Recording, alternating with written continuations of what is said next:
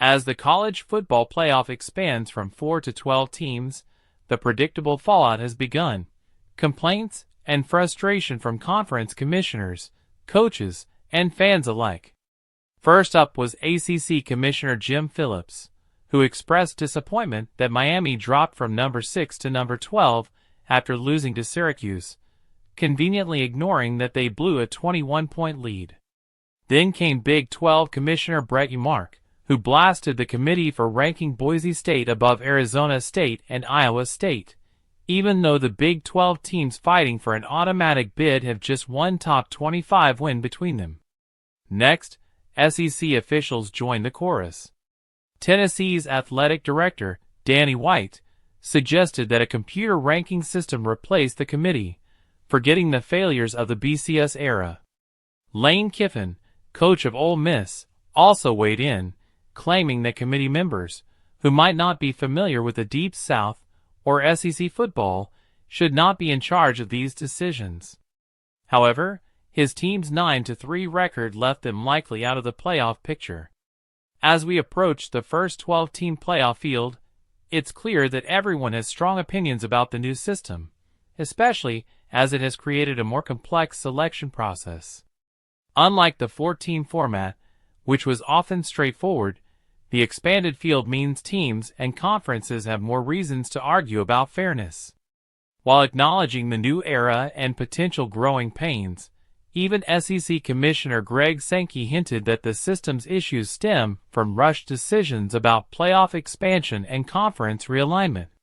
His frustration with the process isn't just political.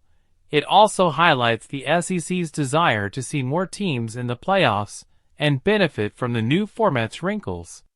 Sankey, while not advocating for a change in the number of teams, expressed concerns about the seeding process. Under the current structure, teams like Alabama and Tennessee could end up in the first round on the road despite being ranked higher than other teams like Boise State. This creates an uneven bracket that doesn't always reward teams with better regular seasons.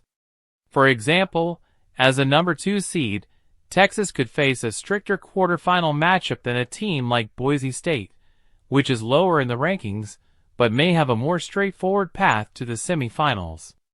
The issue's root lies in the seeding structure, not necessarily the 12-team playoff itself. The original intent was that the top 4 conference champions would receive first-round byes, but this often results in some top teams being unfairly rewarded with easier paths to the semifinals. In contrast, others, like Georgia or Ohio State, face tougher matchups despite stronger regular seasons. Sankey has suggested reseeding the playoff after the first round, but other commissioners weren't on board with that solution.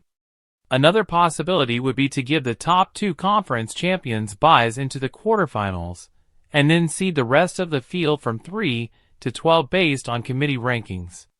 This could create a more logical bracket, but it may still favor the SEC in many seasons, given the league's overall depth and talent. Ultimately, fixing the playoff system isn't about abandoning the current format. It's about ensuring that seeding and matchups reflect the actual quality of the teams. While the SEC stands to benefit from any future tweaks, the goal should be to create a system that ensures the most deserving teams have the best shot at a national title, without unfair advantages or nonsensical bracket setups. This may take time, but the most important thing is to be thoughtful about these adjustments rather than reacting hastily to complaints. The future of college football's playoff system is still being written, and it's clear that the road to a fair and balanced format is far from over.